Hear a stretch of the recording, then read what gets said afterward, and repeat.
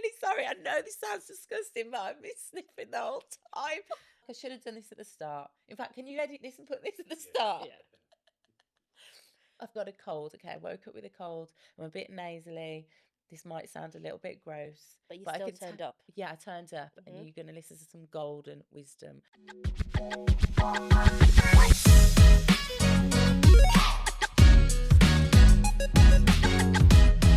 Welcome to Inadequate Mother for another episode with a wonderful guest. We've connected in the space of inclusivity and diversity.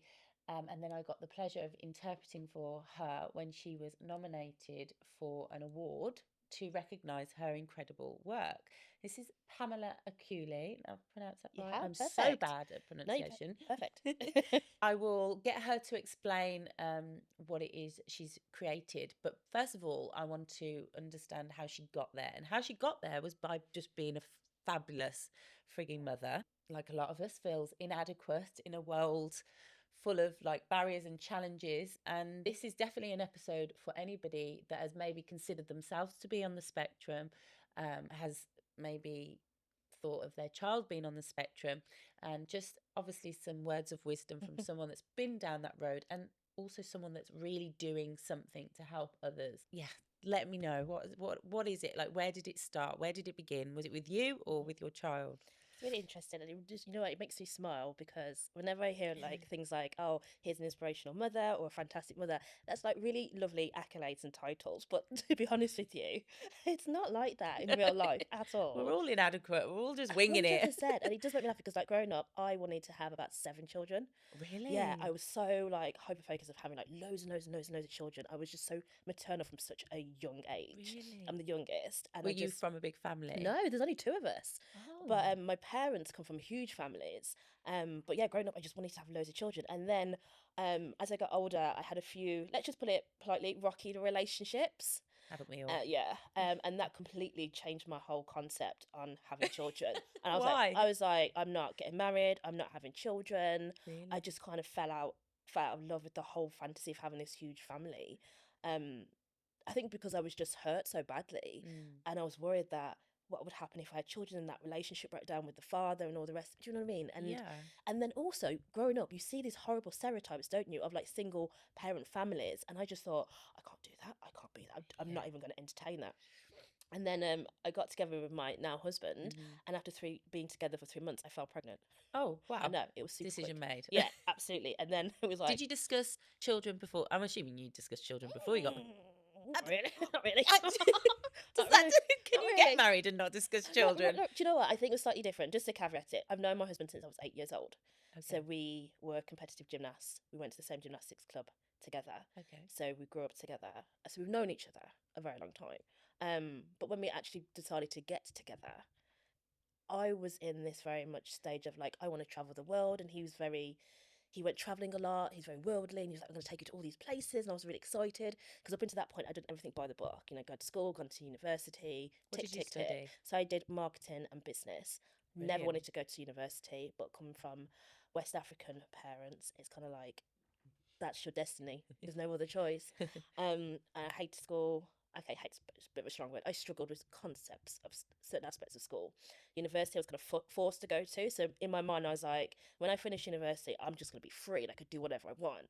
And then got into the whole, got a job, started making money. And then when I kind of met Alex, it was on the end of coming out of a very like turbulent relationship, and I just wanted to go and have some fun. And he was just like such a chilled person, and he was like, yeah, let's just go traveling together. I'm moving to Holland, you should move with me. I was like, yeah, let's just do it.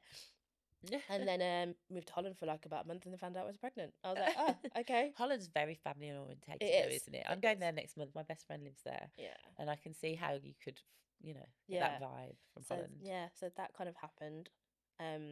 I say unexpectedly, but we all know how children are made, so should have really. Okay. And then yeah, so Walter is my firstborn. I've got 3 boys, Okay. and around 18 months old, he got really, really sick. Okay. Chest infection, and it really felt like overnight he'd gone from, little babbling words and things like that, eating everything under the sun, becoming sick, and then this little words that he was saying suddenly stopped, Right. and all the food that he was eating suddenly stopped, and he Okay. just became silent, like Really? nothing at all. And as a parent as well, when you have your first child, you've got no comparison at all. Mhm. So even looking back now, I would say that, oh my God, yeah, he really wasn't talking at all. But he didn't feel like that was anything unusual to me.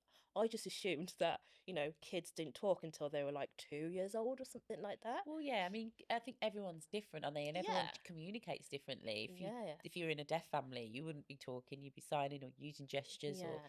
and I think a mother knows Mm-hmm. what her child needs and wants, so they don't need that verbal Yeah, absolutely. But communication. it was only when other people started Right. to say, oh, he should be saying words by now, or, going to nursery, and then suddenly seeing his peers are all having little Okay. conversations and your child isn't. Right. And just seeing all the differences at that point. Yeah. And I was quite fortunate that my mother-in-law, she had worked for MenCap for years. So she had lots of, experience with working with children and adults with additional needs and disabilities. Okay. And it was actually her who said, you know what, let's not stress about it, but let's just go to the doctor. So that is almost on record. And I was so blasé. I was like, yeah, okay, I'll go. You'll be fine. And I went to the doctors, and the doctor was just like, yeah, he's a boy. Boys tend to be a little bit lazy with their speech. Don't worry about it. So I came back and didn't worry about it Yeah. until again I got into situations where I started to realise that all these kids around the same age as my son are doing and hitting all of these milestones, and mine isn't. And I don't like when we have to think of them as Right. milestones, like 100%. they're like little points of Yeah. progression that Yeah. your child isn't getting. Yeah. And it's how we're wired to think 100%. that it's like you've got that little red book and it's like, Yeah. tick, he's got this reward, he's got this, Yeah. rather than thinking, how is my child, who are we Mhm. as individuals, Yeah. not who are we and how do we fit into this red book of Yeah. milestones. And also So with those milestones, we congratulate those milestones, don't we? yeah, But then when you're not hitting it, it's suddenly the worst thing in the world, yeah. and you start doubting yourself as a parent, and you So is start. that where you felt inadequate and you felt like, did you, how did it affect you emotionally? It massively affected me. I think more so around nursery. So just to give you an example, there was quite a few times that when you go and pick up your child from nursery and they give you like a little update on how they've been today, what they've eaten, how many naps they've had, and things like that. And I started to realise that I was constantly being told all the things that Walter had done wrong. Yeah. Like he was shouting, or he was banging his head on the floor, and they were saying this in front of all the other parents. And you suddenly start to feel like you're being told off. Yeah. And that this shame creeps in, and this Yeah. embarrassment creeps in, and there's a part of you that wants to fiercely protect and defend your child, Yeah. but there's also a part of you that retracts and just goes really silent, and you want to take that blame away from your child, and you want to take that for yourself. Oh. And then I'll go to the car and I was literally like head on the steering wheel thinking, I'm failing him, he's unhappy, which is the worst thing that you want to think about your child. And I remember on 2 occasions I was literally like head on the steering wheel, kind of like sobbing. Oh, And Walter's in the back of bless the car, like happy as Larry. Do you know what I mean? He's absolutely fine because he's back with his mummy. He feels safe and secure. So he's just literally just like la la la la la in his own little world. And there's like this tap on the window. And I put the window down, and a mother said to me, "You're a terrible mother, and your child's." She said, "You're a terrible mother, and your child's evil." I'm sorry, what? Right? Oh, hold on. I paused then because she actually swore, and I didn't know whether we can swear or not, so I missed out the swearing. And basically, yeah, she says you're a terrible mother, and your child's evil because your child has pinched my child on more than one occasion. Now the thing is, I don't know if you remember, like Oh, when your Lord kids have at mercy. nursery, like if they do something like that, they're not allowed to say what child they've hurt. They just say Yes. your child's, had an incident with another Yeah. child.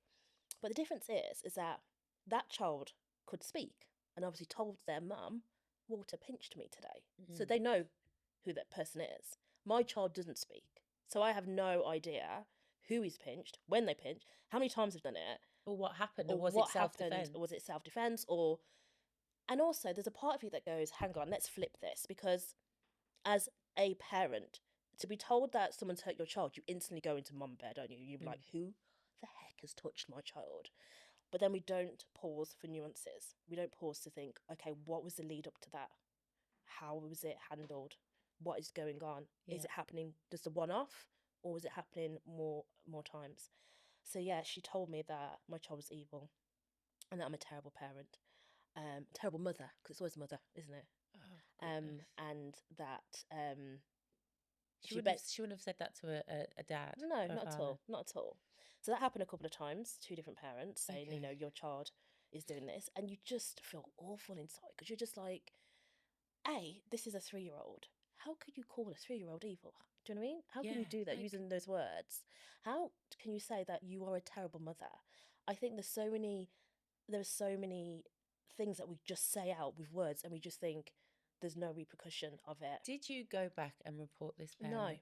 Oh, babe. Would I now? 100% in Yeah. But it hindsight. was your first child. First child. You were younger, and yeah, I And I think, also used to dread, and this sounds horrible, but I want to be completely honest. I used to dread picking Walter up because I knew I'll be pulled aside. I'll be told that he's done this, he's done that. And yeah. I used to literally have panic attacks Oh, bless thinking, you. I want to pick my child up, but I don't. Yeah. Do you know what I mean? Sometimes I will purposely, I can't even say this out loud, I will purposely either pick him up earlier before other parents are there Oh, or pick him up late. And when I picked him up late, obviously, at that time I didn't know he was autistic, but yeah. he was just like, where's my mummy? Everybody else is gone. So that would cause him to have another meltdown because I'm late. But he can't verbalise Yeah. that I'm scared and worried because I can't see my mummy. So that fear would literally just come out in like a physical manner of throwing himself on the floor, banging his head, Yeah. pulling something. And yeah, so that whole kind of nursery experience before we got Walter's diagnosis was awful. To the point that I had to get Alex, who worked about 80 miles away, to leave work early 2 days a week so that he could go and pick Walter up, because it got to the point where I was physically shaking, thinking that I have to get in the car and go and pick him up because I was so worried about what I was going to face. Yeah. And lo and behold, nothing ever happened when Alex went to pick Walter up. Yeah, Because I it think wouldn't. that's so important for us to talk about more about the physical effects it has on us. Yeah. I had a child that was always, you know, I mean, both my kids have never really had that. I'm saying that my second one was the first experience of, we'd like to talk to you about Yeah. and it's interesting because I know we're going to touch on this about mixed race, um, and the intersectionality of when it comes to these Yeah. experiences with children. But my youngest had gone in and told her friends that they had to come in with braids like her. So my Okay. daughter's got an afro, Mhm. and I've talked about it with the producer Carl. A lot of the biggest challenge with mixed race children is getting them to love their hair Mhm. when their hair doesn't look like their mum's hair. Mhm. For instance, my Mhm. daughter, you know, um, she's had to go on a journey with her hair, and Oh. so a lot of those moms took it upon themselves to just. I basically that was making their life harder because my Yeah. daughter, so their child was having tantrums to say, I'm not going into school because Ava won't be my friend if you don't braid my hair. So then mums would attack me. And I'm like, you need to stand up to your own child. Yeah. like it's not on me. Yeah. Like my child's navigating her hair journey, Yeah. Yeah. and your child's navigating her hair journey. Mhm. So we've got to stop attacking one another and Right. blaming one another. Yeah. Like, have some empathy, Yeah.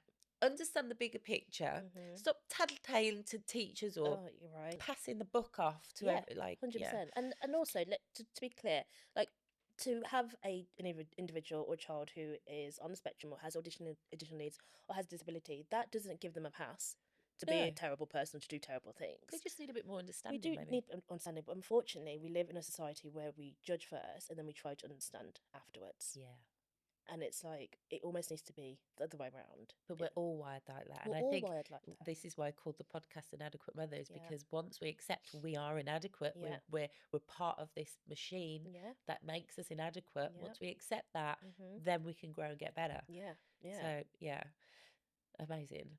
What so in terms of getting him diagnosed, so where how did you go about that? What age was Yeah. he? So. And I'm really interested, Pamela, to know about your diagnosis, Yeah. because I feel like there's a new age, a generation of parents Yeah. that are understanding themselves. I mean, you see it in the woo woo world Yeah. where they say my inner child is Yeah. being reflected back to me by Mhm. by my child, but our inner like disabilities Yeah. are also getting reflected back. Yeah. So I know so many people that go see their child and go, You're on the spectrum. Mm-hmm. I'm on the spectrum. Right, yeah. Or And the dots start to connect, don't they? yeah, But yeah, so Walter got his diagnosis. We started the diagnosis at the age of 3, because again, from pressure, whether it's from society or friends who mean well, yeah, are like, he's going to start school soon, so you need to think about what school he's going to go to and yeah. what help he's going to get. So we were just like, right, we need to get this diagnosis, and obviously I had no idea what that entails. I thought it was going to be something really simple. Like you go to the doctor and you go to the doctor like, these are my symptoms. And the doctor goes, okay, cool, we'll do like a blood test or, do something else. And we get the information quickly, don't we? Yeah. Relatively quickly. That diagnosis is not quick at all. What age? So he started the diagnosis, he was about 3. Because that's quite young, isn't It it? I is think quite they've young. changed that now, I think. Yeah. Where they won't diagnose until We later. started the diagnosis at 3. He didn't get it at 3 because Right. it took about 2 years to get that diagnosis. Right. Because of just how complicated the whole diagnosis process is. And for those who don't know, it's basically, in a nutshell, you'll have your GP. You might have someone from nursery or school if they're at school, and basically they need to get a table of people who are very influential in your child's development. So it'll be parents, it will be teachers, it will be nursery, it will be doctor, and they go through a checklist basically, Yeah. and they give you this very long-winded questionnaire after questionnaire after questionnaire, and it's things like, can your child do this, yes or no, or sometimes or rarely, and it's so detailed, from things like, can they play independently, or when they have food, do they struggle to finish their food within a certain amount of time, or do this and do that. There's so many questions, and for me personally, I felt like I was ticking the no box constantly. No, Really? no, rarely, hardly ever. Why? Because again, it's these milestones that he wasn't hitting. Right. So there's a lot of no boxes. He's not done that. He can't do this. He can't say more than 20 words. He struggles to maintain eye contact, or he's looking around a lot all the time, and he has meltdowns and doing this. And you finish this form, and yes, they need to have this information, but you feel this sense of, again, I'm failing him. He's not hitting these milestones. And then that gets referred to like a pediatrician, and then you have to wait quite a few months to get, the pediatrician referral. But just to go back to that doctor, because I went to the doctor the first time and he was like, boy's a little bit lazy. Yeah. My mother-in-law was just like, no, you need to go back because it's been a few months now. And even the nursery were like, yeah, he should be talking by now. And I went back to the doctor and I said, he's still really, really struggling. And the doctor, when you can sense the doctor is not having a good day and they just want to see you and get you out Yeah. as quickly as possible.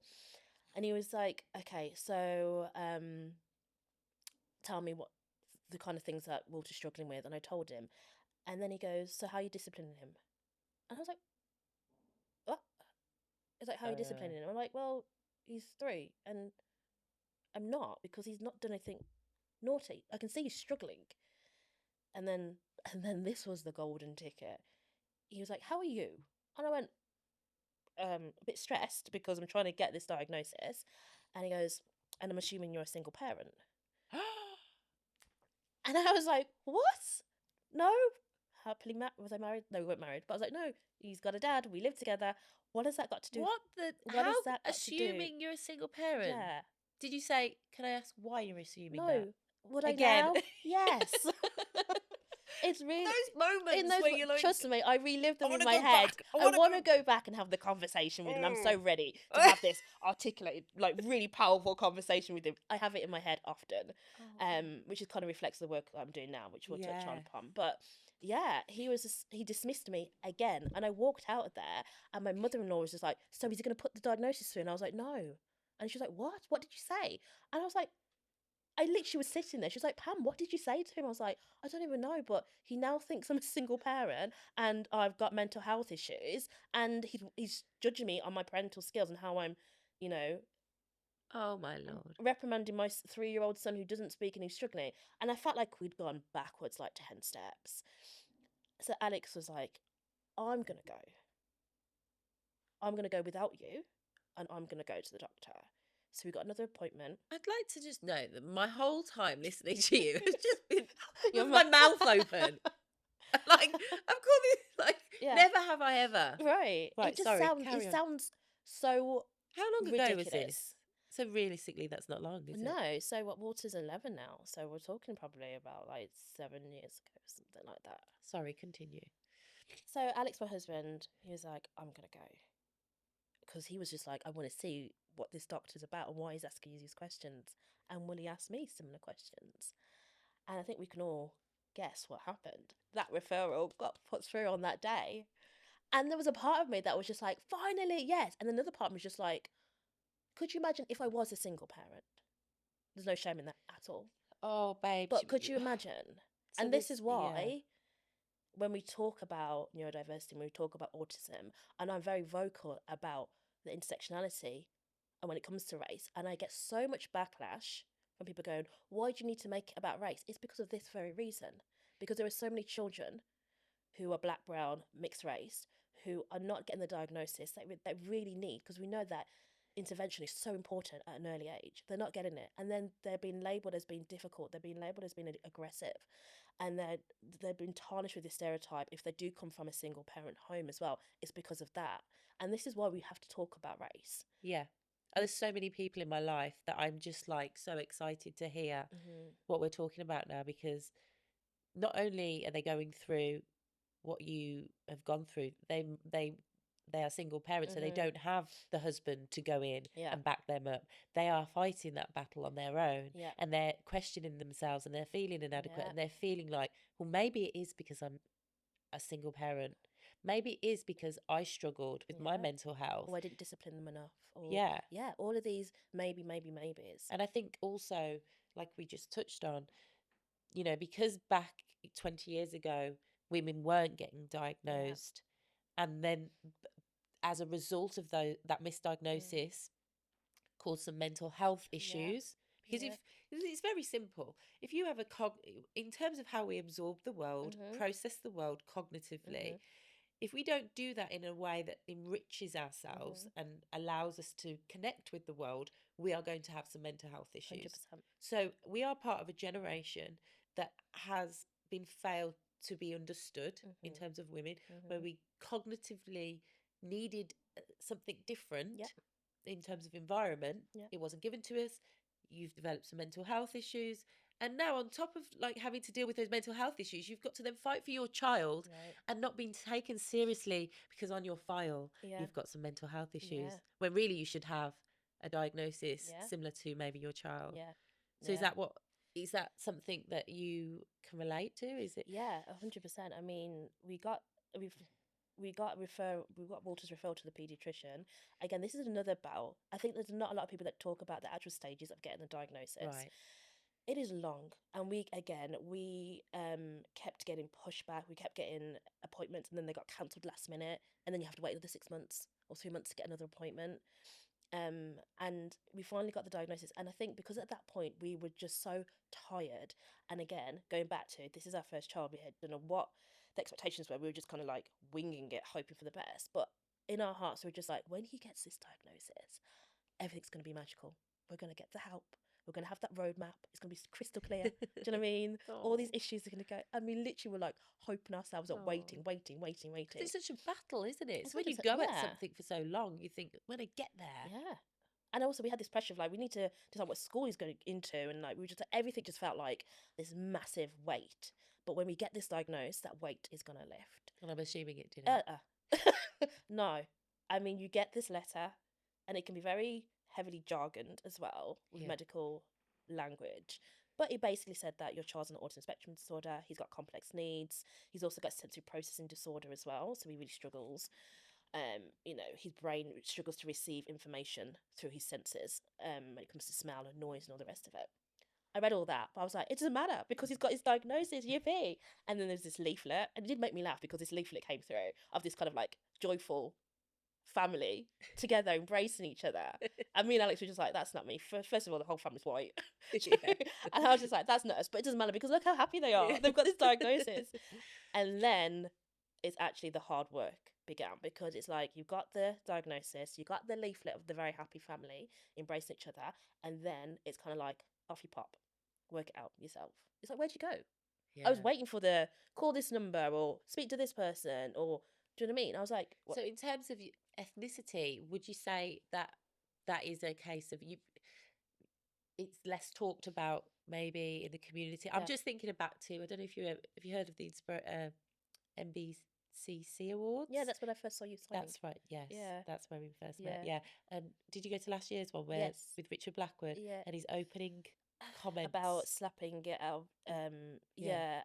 Yeah. Hit like a lead balloon. He Yeah. was talking about about black And people not ADHD. recognizing ADHD Yeah. and just you know, if it was a black family, they'd discipline that out of them. Or so Yeah. he said Yeah. something, He and said I it was would, just like, yeah, or read just beat it out of them or the something. room. Yeah, and it just was just like, It's like you're in a awards place that wants mm-hmm. to celebrate diversity and stuff, and you've just made a joke about ADHD Mm-hmm. children, and then he was coming at me for not being able to read the room because culturally, I'm white, so I can't understand the demographic, and not recognizing me as mixed race, and I was just like, mate, you are Right. failing this one. Yeah. Yeah, it I mean, wasn't also, good. that's a really interesting. Let's talk about that because, again, this is another area that I'm really vocal about Right. because a child who's white getting a diagnosis and their lived in experience is going to differ completely to a black child's Yeah. because of the cultural differences for a start. I was really lucky that my mother-in-law, who's white, who has experience of working with additional needs, was kind of like my cheerleader and really pushing me to become one of those parents who has to keep asking the questions because it doesn't come naturally to me to keep pushing, to keep pushing, to keep pushing. Is that because it's not in our heritage, our family environment? The questions don't live in our family environment, so then you had to kind of really work a lot harder to ask those questions. Yeah, and just also just from a very kind of personal me as a person, until Walter, I was very much like, somebody says something to me, I take that as gospel. Okay, even if inside I think like that's not right, I'm not going to challenge it because I've also been grown up to be respectful, and especially for someone from authority speaking to you and saying no, this is not right, or this is what you should be doing, I'm going to do it. Right. Okay. I'm not going to rock the boat. Yeah. I don't like confrontation, so I'm just going to be like, yeah, okay, cool. Yeah. Even when I know it's not right. Good. So I had to become the person that Walter needed, and that meant ask those questions and also challenge these statements that all these medical professionals are very easily labeling my child with this and that and this and that. And I'm just like, yeah, there may be a bit of truth in that, but that's completely wrong. Like two truths can coexist at the same time. Yeah. And for me, again, coming from a West African family, I had a lot of elders, aunties and uncles who didn't quite understand what autism is. Yeah. So when I did say to them, oh, Walter's got his autism diagnosis, their initial response was like, oh, I'll pray for him. We'll pray it out of him. Yeah. He'll be okay. He'll grow out of it. Yeah. Grow out of it?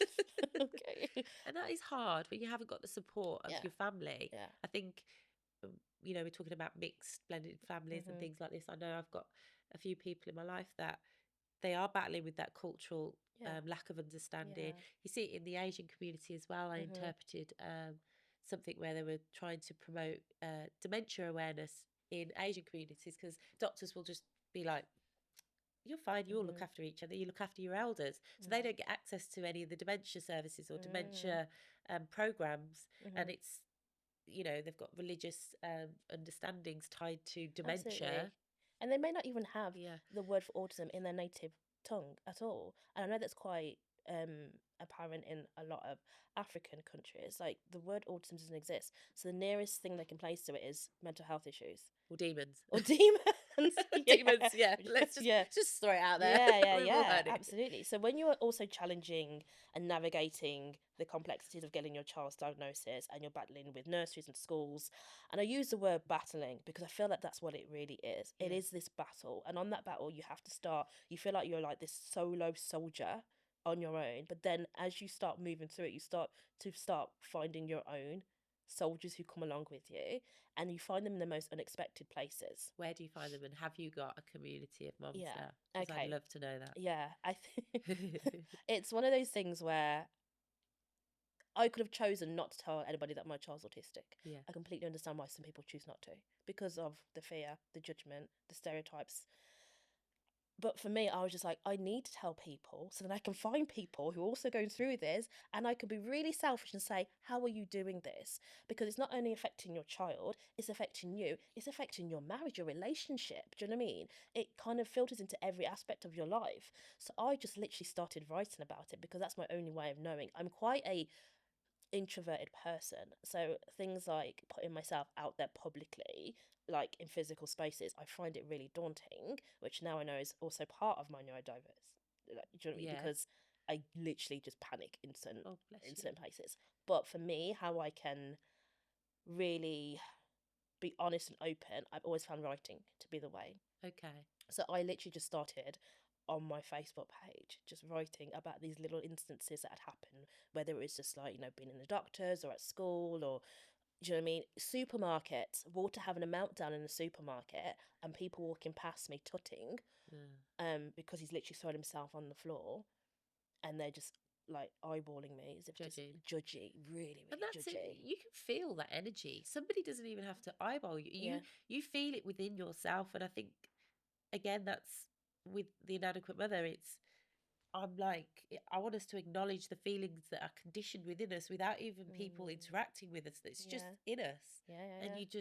you feel that energy, and yeah, But I've also realised, it's taken me a really long time to realise that, because of course when those situations happen, you instantly go inwards and you yeah, start, it's something to do with me. But I've yeah, realised all those instances, people making comments, oh, you should bring your son out if you can't control himself, and all those kind of judgy comments, that's something has been triggered with them. yeah, Do you know what I mean? yeah. Because if you are not triggered by it, you won't say anything. No, Or if it has triggered you in a kind of empathetic way, yeah, which has happened certain times, yeah, a stranger's come up to me like, can I help? yeah, Especially when I had my second child and we're in a supermarket and I've got this baby, and then I've got Walt having a meltdown, and then this woman has come and said, like, let me just yeah. sit with him for a minute whilst you sort that out. That has been like, oh, like an angel. Do you know what I mean? It's always about, it's something that's triggered them. Yeah, It's, but do 100%.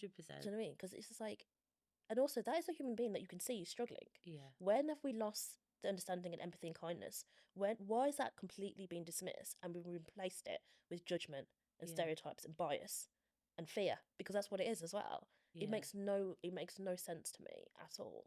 I think And I think it's because if my child had physically hurt himself and broken their leg, people would be flocking towards him and right be like, "Oh my god," because they because can I can see it, I understand. can understand it. My Yeah, brain goes, his leg is falling off. Do you know what I mean? yeah. My brain can rationalize that. But when your brain can't, and it goes, I don't understand this. So if I don't understand it, I need to fear it or need to be skeptical about it. That's when we start to see the negative impact and the negative kind of. You've hit the nail on the head there. Really have, and it is. If you can't understand it, Hmm. you fear it. Yeah, If you fear it, you start judging it yeah, because we try and fix our narrative right. to and our truth Hmm. to tie into what we can understand rather than just saying I'm inadequate in this area. I Yeah, don't know. I don't know. I'm Yeah, upset a bit. It makes me feel a bit yeah. uneasy. It makes me feel a bit anxious. But because We, I don't know. yeah. So Yeah, it's why conversation is so important. it And really, really is. yeah. And it's why we should be having these conversations really early on with children. But there's a balance as well because I'll tell you what, my teenagers now, they're like, don't gaslight me, mom. Don't I have a right for this. Like it's Hmm. making I don't know say disciplining your children, but Hmm. it's making having expectations of children really hard because now we're having to parent and understand them on such a wide spectrum. Yeah. And kids know. They're Yeah, clever. yeah. But also, I was just under this assumption that, like, my role as a mother was to protect Walter. Yeah. That's what I was like, I need to protect him. So what is it not to protect? No, I don't think so. I think it's Guide? to guide, to give him the tools, Yeah. to support him so that he can navigate the madness and the beauty of this world. So how have you worked on your anxiety Hmm. as a parent? Because I think that's what it comes down to in terms of where if I pinpoint all the moments where I failed as a mum, it's Hmm. come down to my fear Hmm. and my anxiety and me Hmm. being triggered. So how have you worked on that to say, okay, I'm not going to overprotect, I'm not going to helicopter parent, I'm not Hmm. going to, lose my shit. Hmm. I'm I going do to do that just, though. Let's yeah, just I admit mean, it. let's be honest, We do. we Yeah. all fail. Yeah. We're all just because we know what we should do Mhm. doesn't mean we do it. Mhm. We're all inadequate in those areas. But what helps you do those little wins I think it's having a completely fresh perspective. And every day? Do you have to no, wipe this every day? I've got no, a new perspective, or no, is not it every day. But I think also it goes back to how you envisage being a mother and what motherhood looks like. I mean, right? if you Google motherhood and put a picture up, all the pictures come up, and it's like mother looks, she's baking or playing in the park, or everyone looks happy and fresh, and yeah, you do have moments of that, but that's not the reality. Like, I literally thought that if I have kids, they'd be like well-spoken, polite children. Do you know what I mean? Like, just constantly telling me about their feelings. And I'm going to be a really zen Yeah, parent, really chilled. And yeah. then you actually become a parent. And you become your parent. And you become your parent. And this is the thing, you don't realize that you are Yeah, carrying a lot of experiences and habits and trauma from your parents. And I yeah, didn't realize that at all until I right. became a parent. And I would say things and I'd be like, oh my God, that reminds me of my mum, like the things that Yeah. she used to say to me. And it's really interesting because I got my autism diagnosis like How old? 2 years, two and a bit years ago. So just before I was about 39, That's 38, amazing. 39, yeah. How long did that take? Because the waiting list is huge, isn't it? Yeah, it's getting even longer Yeah. now. I had to end up going private. Okay. I got my ADHD diagnosis earlier, and it was Right. actually my husband Alex. He kept sending me these reels of autistic and ADHD women, and they were really funny. And I was just like laughing along, but he kept sending them to me There's a because lot of them around now, isn't there? there is, yeah, but he kept sending them to me because he wanted me to kind of be like, oh, hang on, that I do that a lot, and I struggle with that, and I am like awkward in these situations, or whatever it is. Do you know what I mean? And then one day he's literally like, babe, I'm sending you this because yeah, it is really funny, but it's also like this person is you. You are this So, person. can I ask, in terms of getting your ADHD assessment, because I know there's so many moms out there Mhm. that are considering it, what are the benefits of you having the diagnosis of ADHD? And Mhm. as later in life, Mhm. have you considered the medication, and what were the main struggles as a middle-aged woman, a Mhm. middle-aged mom, Mhm. that you wanted to solve or like Yeah. deal with? Do you know what? Before I answer, I need to just be really crystal clear that this is just like my lived-in experience, which is going to differ to somebody else's Of course. completely. Um, Other benefits of medication, I'm sure there are. I used medication in the early stages, and it did not sit right with me at all. Hmm. Whilst other people I know, it's like, oh, Yeah, chef's kiss. Do you know what I mean? They need that, yeah, and it works with them and their body and their circumstances. But I think with the ADHD, first of all, again, it's really interesting because we put labels on ourselves, don't we? We're yeah, like, oh God, I'm really fluky like that. I'm always forgetting things. I'm always losing things. And growing up, I lost things all the time. And my parents used to get so angry with me. What do you mean you've lost your purse again? What do you mean you've lost your keys? Why can you not just put them in the same place? Like, they would literally get so angry at me for losing things all the time.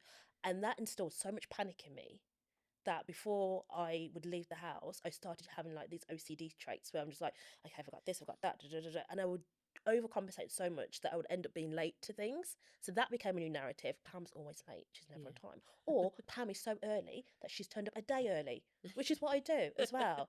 Do you know what I mean? It's like one or the other. And then there'd be things like I'll have when it came to work, I've got a deadline, and say that deadline is in 12 weeks' time. I will literally wait until the day of the deadline, Yeah. 2 hours before, and then start doing it, and then stop and make banana bread. I don't even really like banana bread, but it's like my brain goes like, you're in this kind of flight or flight mode here, and you're really worried, so you need to do something else to distract yourself from doing it. And then I'll do something else, and I'll come back, and then I'll be so stressed, and I've got literally got an hour to get this done now, and I will literally have a meltdown to the point where I'm crying and hyperventilating and getting really angry at myself, going like, why have I done this to myself again? Because it's almost like feels like it's self-inflicted. Yeah. Um, and then also I mean, there are some kind of like general kind of stereotypes of ADHD, like, can't sit still for very long. I never had that. I'm a sloth. Like, I can sit still. When I get comfortable, I'm comfortable, but my concentration is really naff. Like, I Yeah. really, really struggle. And I remember being so scared, specifically in English lessons at school. When you're having to follow in a book and then the teacher goes, right, Pam, you read the next line. Yeah. I'm like, I don't know where we are, because I've lost concentration like 10 minutes ago. And then people in the classroom be like, oh, we're laughing. I feel like you're describing my life. Like I'm listening to you go, yeah, yeah. And I think Yeah. also people expect that, I own my own business, I'm a founder, I should be really organised, I should be really good with money. No, you just know how to juggle a million things at Yeah, once. yeah. And I also know the things that I do to get that dopamine hit. I'm Yeah. very spontaneous. But you think also we are made, when I say we, Mm-hmm. because I haven't got the ADHD assessment. I'm on the waiting list, but Mm-hmm. God knows when it will happen. Mm-hmm. And I don't think I need it. Like Mm-hmm. a lot of people tell me off when I refer to myself Mm-hmm. as neurodiverse, but I'm Mm-hmm. like, at this point, I think with the amount of information out there, the amount of conversation that's Mm-hmm. happening, I don't need a doctor to Google for me Yeah. or to sit there and tick a box and go, yeah, yeah, yeah, yeah. You have like we all have an understanding of what we have and what we don't Yeah. have. What was my point? Just Whether you need the completely. diagnosis There or we go. not. There's Yeah, ADHD. no, yeah. And I also had a feeling that you Yeah. were going to do that then, which is really funny, which is why I was so ready. I was like, the diagnosis, I get it. Just completely lost where I was going with No, that I get point. it. I understand, because like, what is that label going to do for you? Yeah, it's just who you are, It's who isn't you it? are. But I also think, to caveat that, it's different for children as well, though. Right. Because I know there's so many parents who are like, oh, don't label my child, don't label my child. But my child literally went from non-speaking, so that comes with complications in itself, complex needs, sensory overload. Like when it came to food, he was so limited with his food. I needed that label. I needed that label. Yeah. Not to just throw it out there left, right, and centre, because also I want Walter to be proud of who he is. Yeah. I want, because I always had this like idea in my head that I always had this gut instinct. I was like, he's gonna talk. I know, and I know how. And I know he's gonna talk. I know it. And everybody kept saying to me, just be prepared that he may never talk.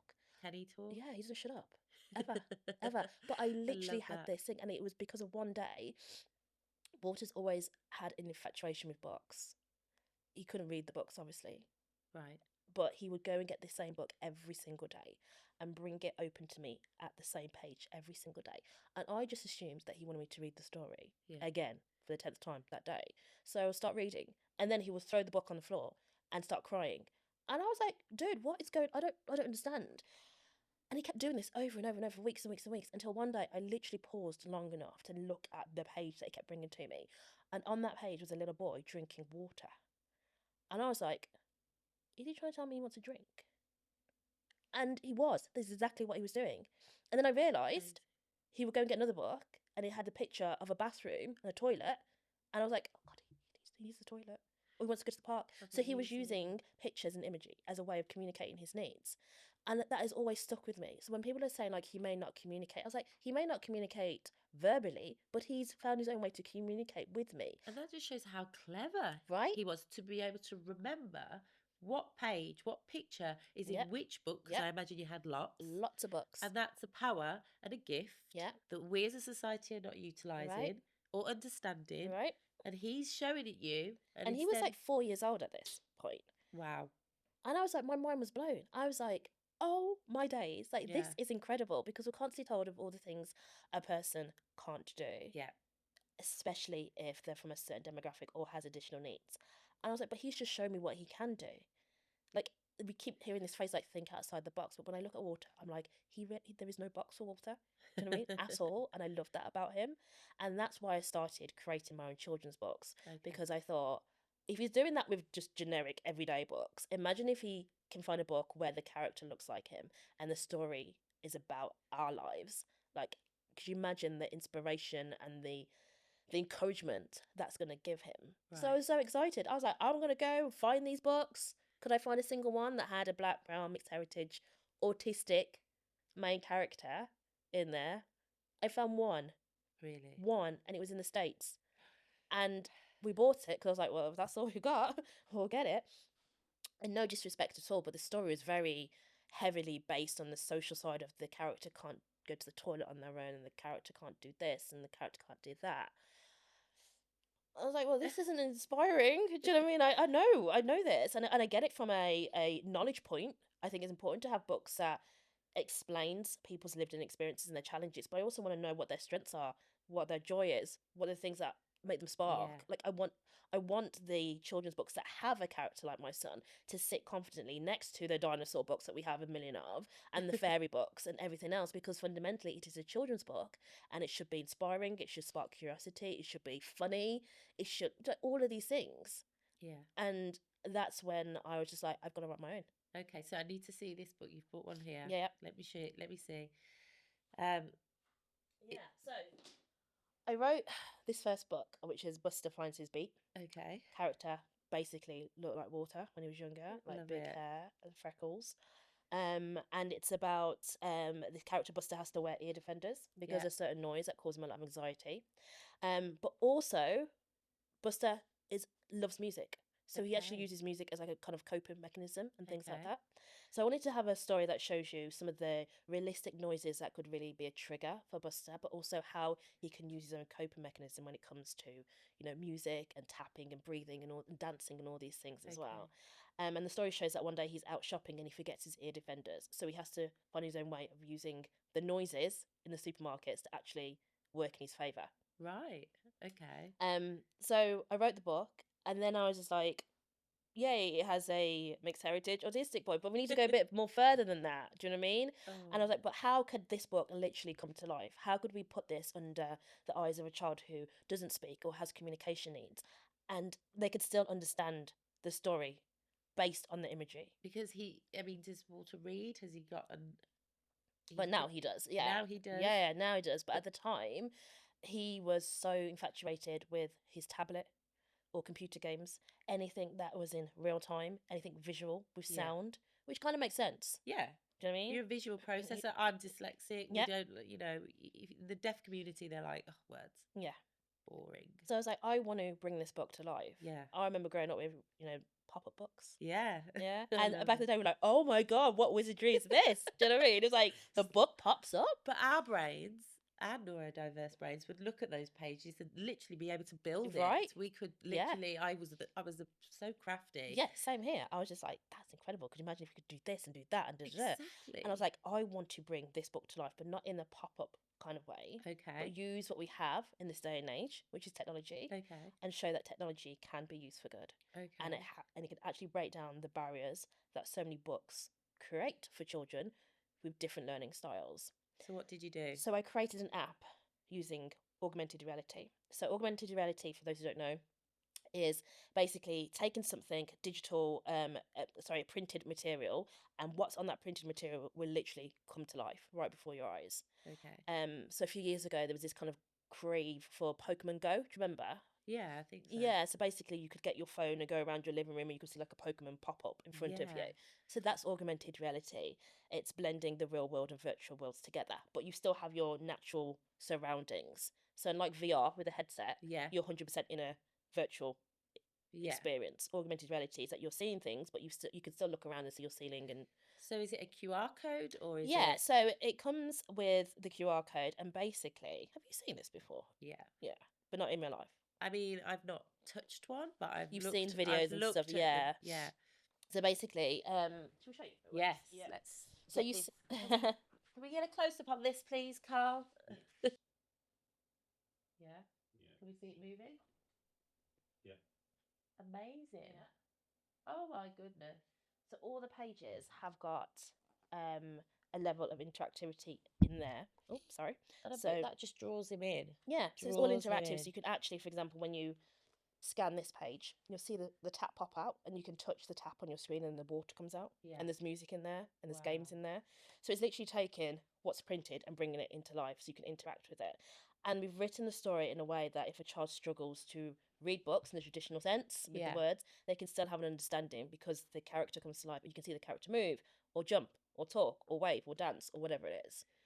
So obviously this massively excited me because I could just see the potential of where this could go in the sign language community. Yeah. If you had a book whereby a child is learning to read, because everyone needs to learn to read English, but their first language is sign language, and you had the sign next to it. I think there's so much. There's so much. I mean, and there might be something out there.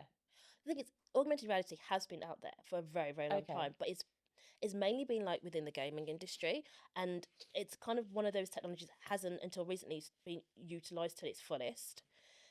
And then also VR came into the mixture, and everybody was kind of focusing on the VR headset, and it's got great props to that as well. But for me, I was like, it hasn't really been done in education much in books. Yeah. And the great thing about the technology is that it doesn't just work on new books.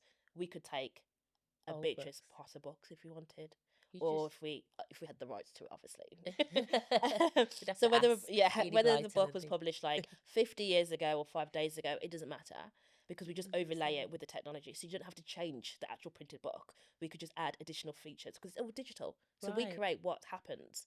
So there's loads of pages on there that when you use the app, all these additional things come up, but it's not actually in the page. So you can just add to it. So where are you go? So what do you need to make this like fly? Like I just feel like it's just so incredible. And I I think know, I think for is it us, just yourself that's doing it? Have you yes. got? Are you going to go on Dragon's Oh Den? my Or god, everybody asks that question. That's so funny.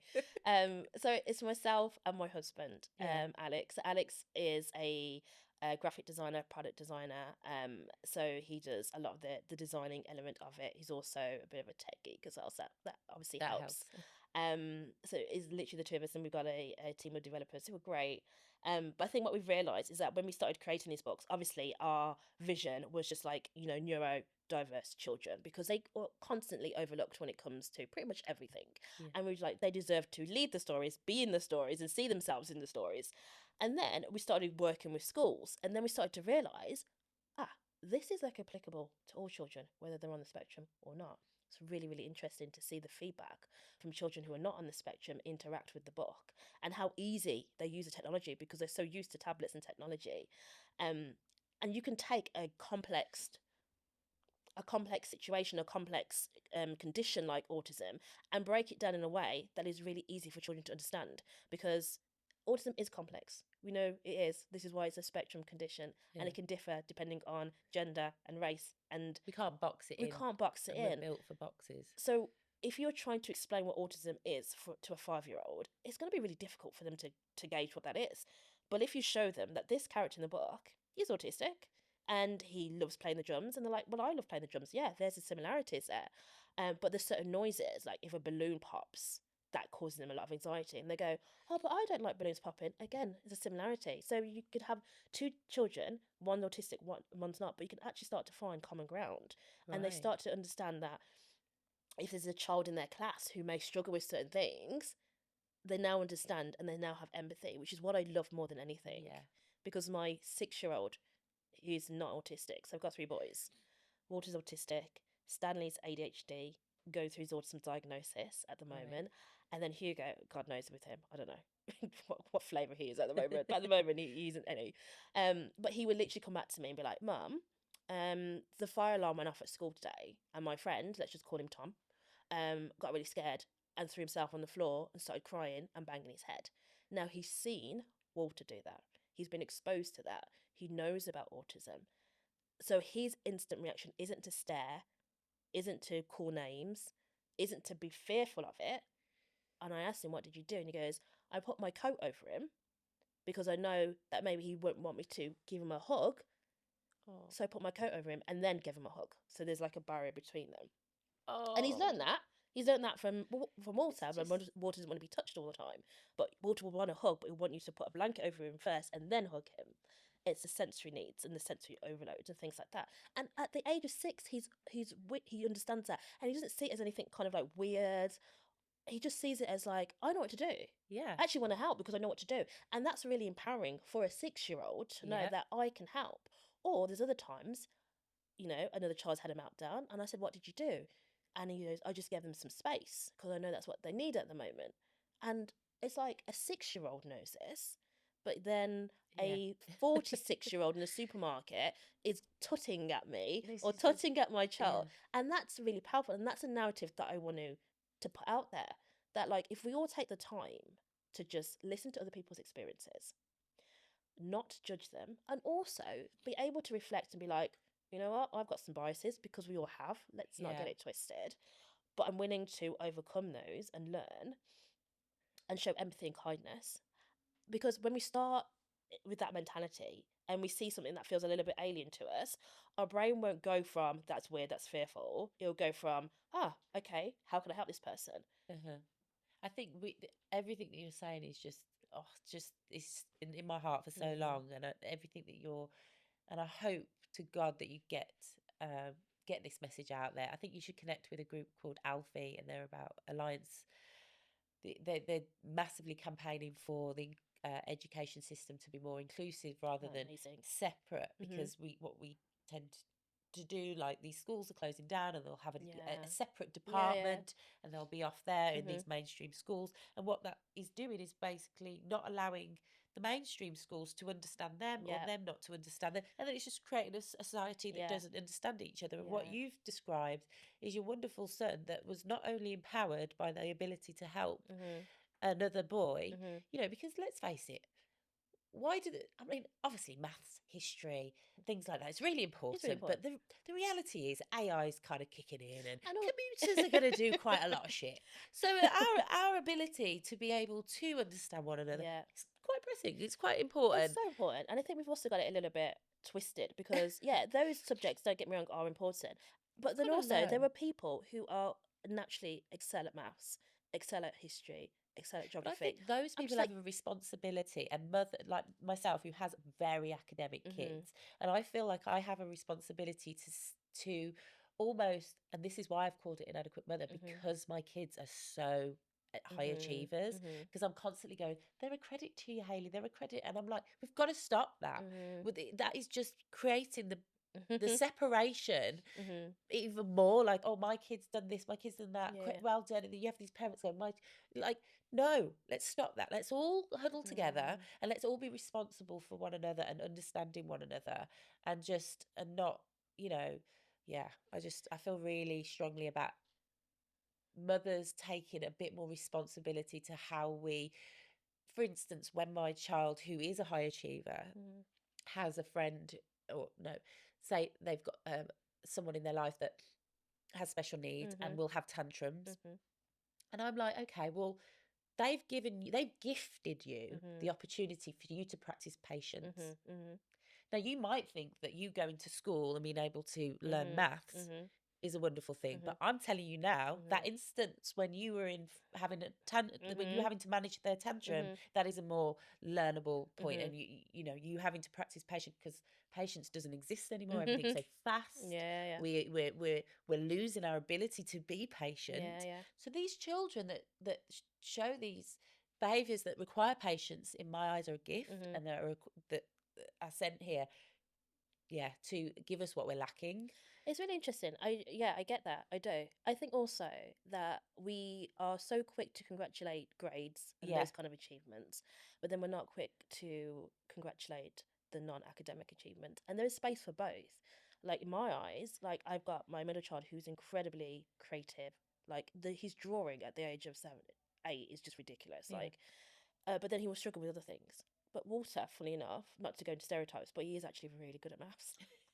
And then really and that almost annoyed me, because people kept saying, oh, he's autistic, is he great at maths? I was like, oh my God, like, not every autistic person is like a genius at maths. And then we went to his parents' evening and they were like, he's a genius at maths. I was like, for goodness sake.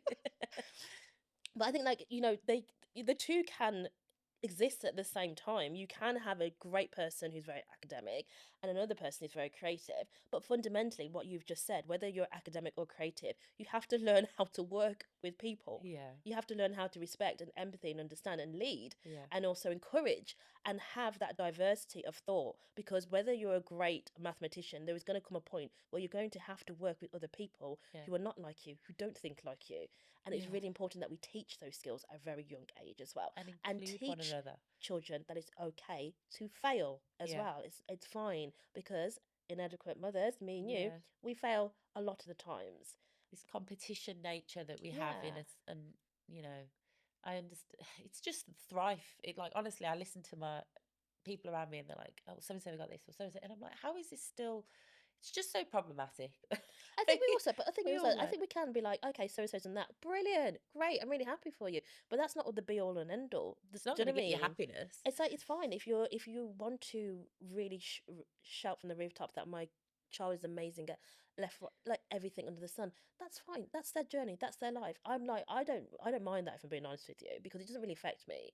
It doesn't make me Yeah. think like, oh, but my child can't do this. My child can't do that. Mm. Like, I'm more. It's more about the validation that grows in a child that does have those mm. things. In like, But also, where's that coming from? I think it's exactly, also coming from the parent, isn't it? yeah. The parent is the one who's constantly saying like, Which is why I want to put that where responsibility is that back coming on. from? Why do you need to proclaim that and shout that from the rooftop so much?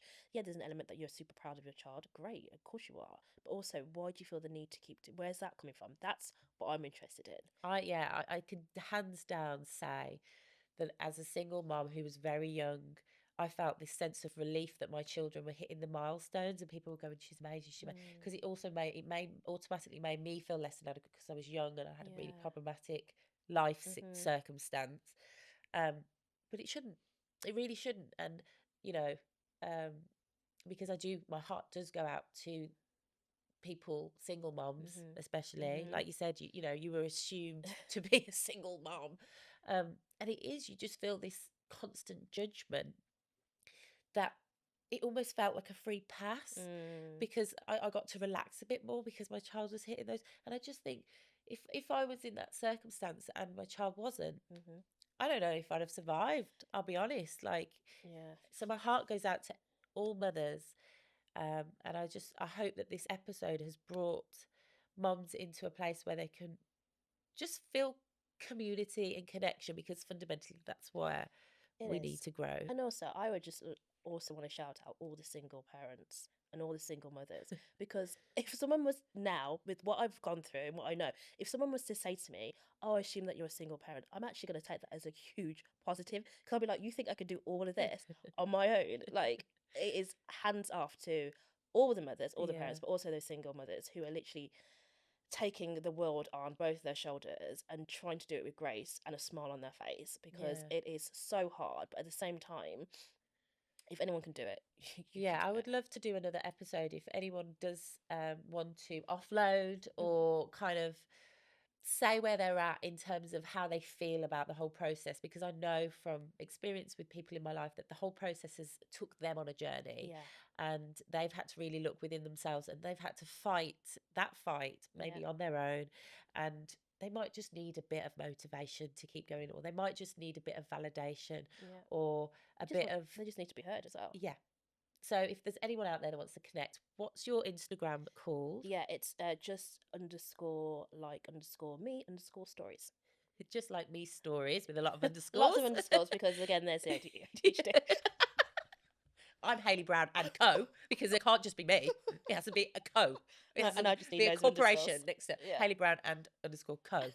And this is the Inadequate Mother podcast, where you'll find it on YouTube, where it'll be interpreted into BSL, because that's where my inclusion will always fall. And I hope that you get to work with some sign That'd be language amazing. interpreters in your books. I'll be popping up. Yay! I'll be a character. Yeah. I'll be an ADHD Yeah. character. I love it. And yeah, YouTube, podcast platforms, come connect. So thank you. Thanks for having me.